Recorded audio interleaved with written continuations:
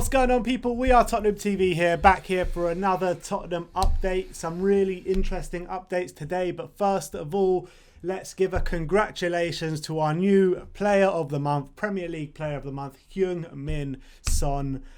Fully deserved, but another Tottenham player could have won it as well. Yeah, Harry Kane coming in a very, very close second, apparently. But yeah, I think either of them could have won it. To be honest, I was advocating the joint Player of the Month, like when they did for Keenan Berbatov that 1 month. I thought it definitely should have been that 100%. This month, but because I couldn't really separate Kane and Son.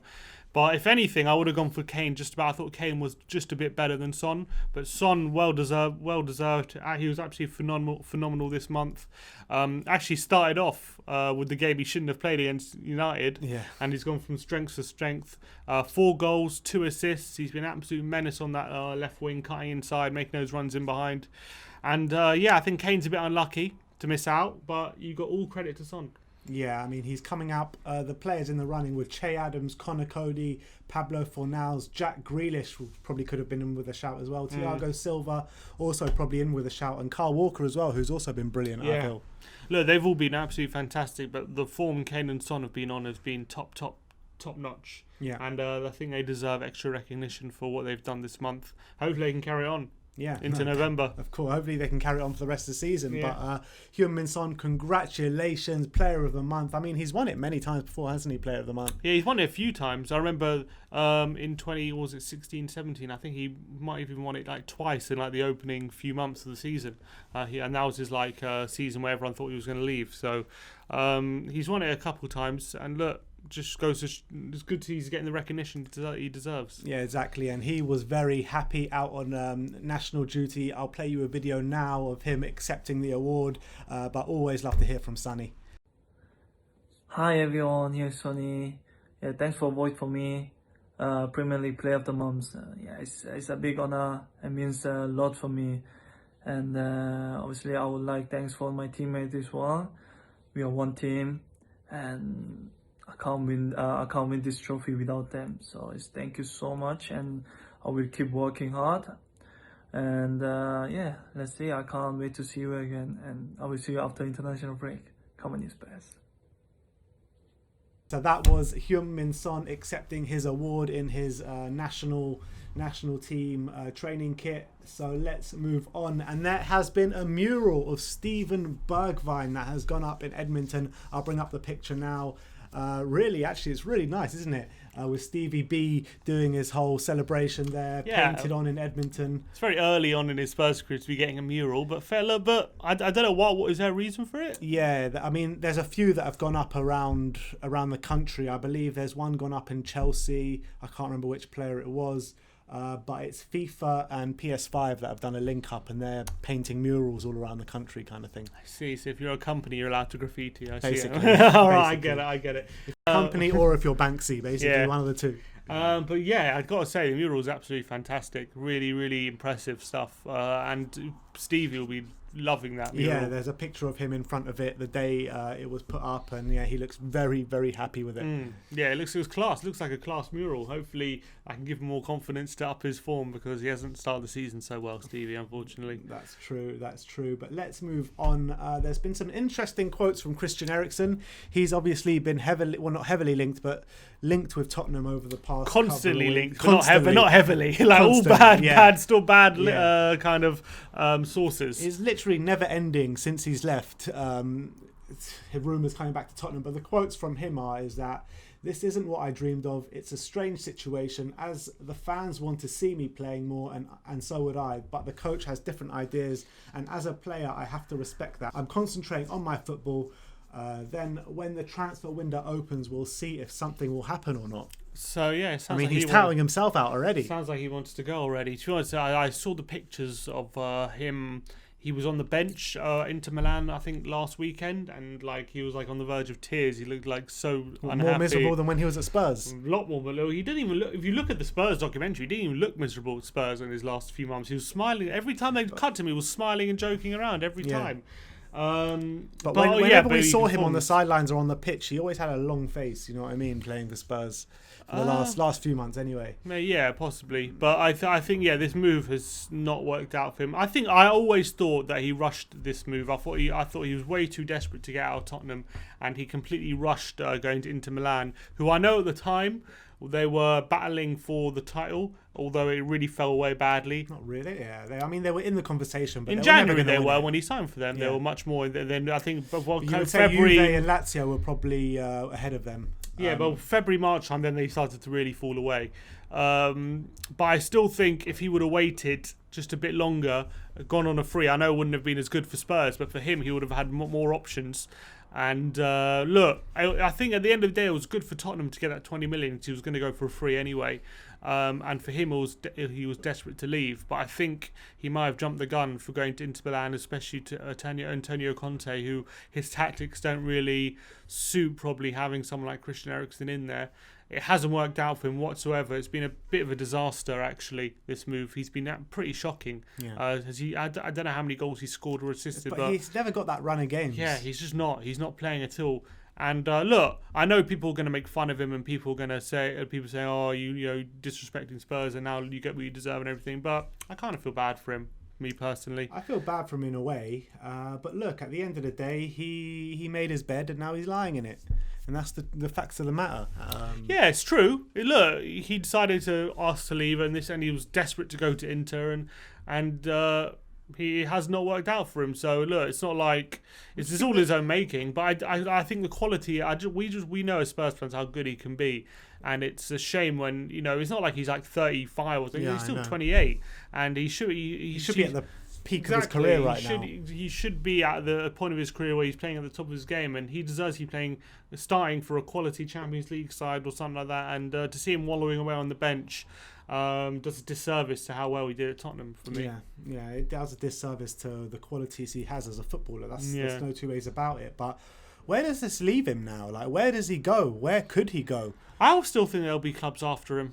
There was no clubs after him when we were selling him. Yeah, I know. It was a very odd one. I think maybe because we were demanding 50 million.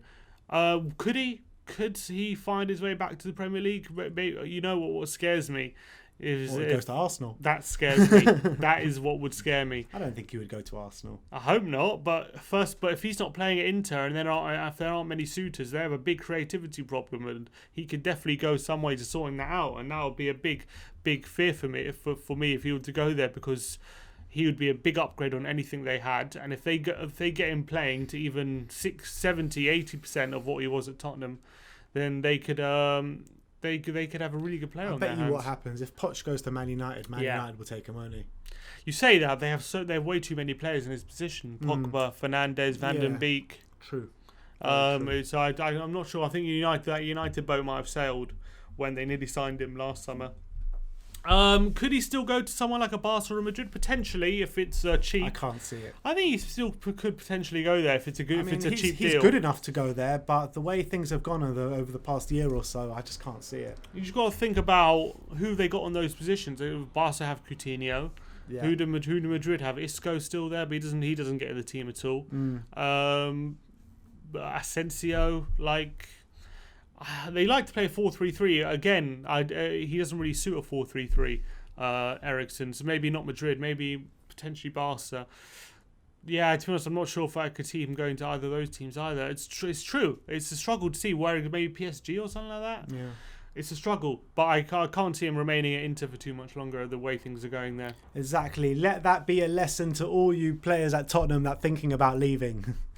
So there you go. Oh, the other side of the coin is Gareth Bale. Hey, wait. Don't look. I thought you were on my side here. I am on your side. Gareth Bale shows both sides of the coin, to be honest with that. True. Look, let's move on. And the Millwall manager, Gary Rowett, has been making comments on Troy Parrott. Obviously, he has got back to fitness, not fully fit yet, but he is slowly getting back to fitness. And there are some really good quotes there from Gary Rowett. And he said, pre-season, you saw the absolute quality he has in front of goal. He's an excellent footballer and probably one of the best finishers I've seen. Oh wow! I mean, that's from Gary Rowett as well. So I mean, he has managed some alright strikers in the time, and he's seen some alright strikers in the time. He's done well at pretty much most clubs he's been at. Gary Rowett, he's done a decent job. I know he's been sacked a couple of times, but some people would argue it was unfairly. That's a really good quote from him, and hopefully that should give Troy a lot of confidence to kind of go. But we need to see it. We need to see it on the pitch already. I know he's had injuries; it's not really his fault.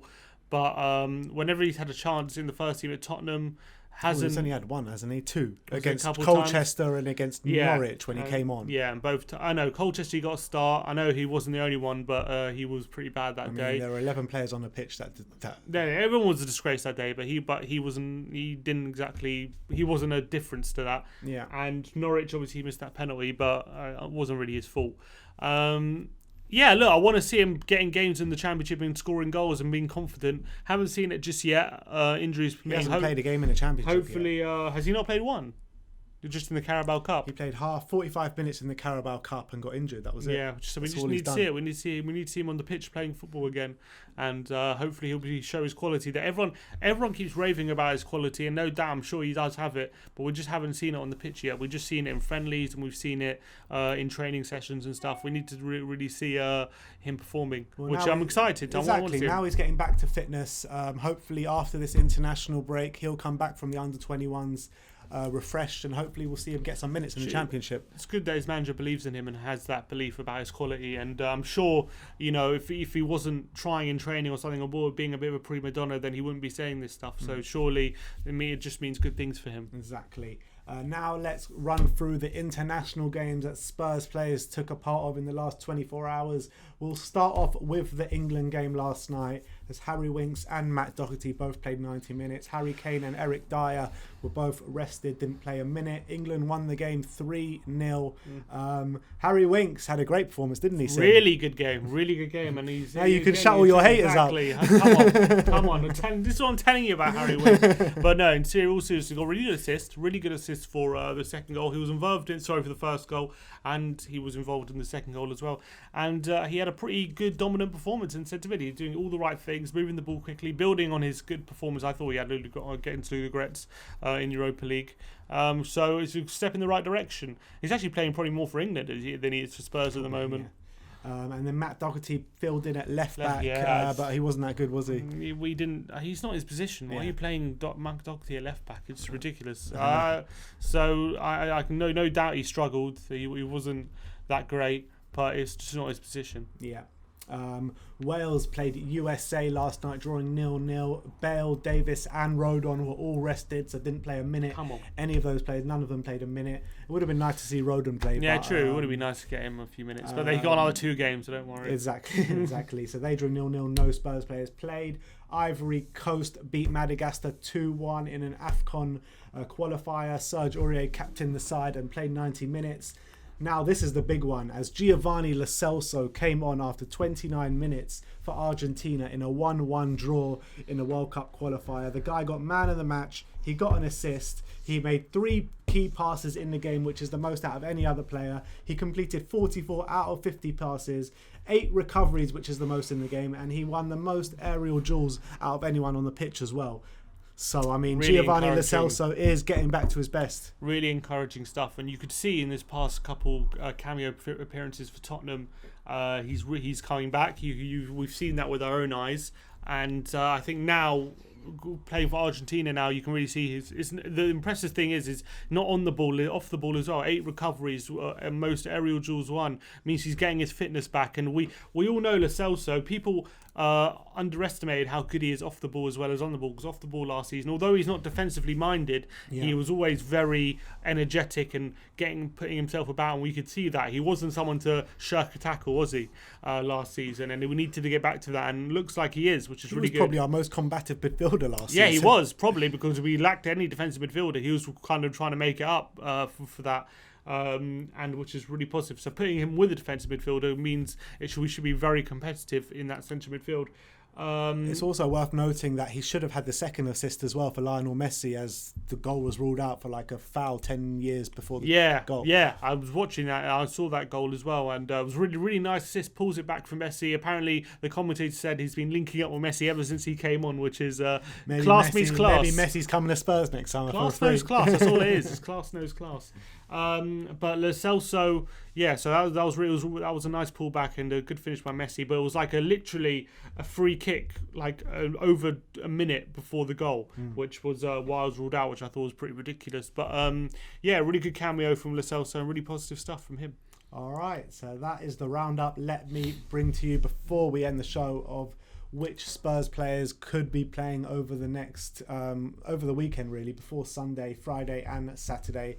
So tonight, Colombia will be playing in a World Cup qualifier against Uruguay. So that's Davinson Sanchez that could be playing. The England under-21s face Andorra in a Euros qualifier.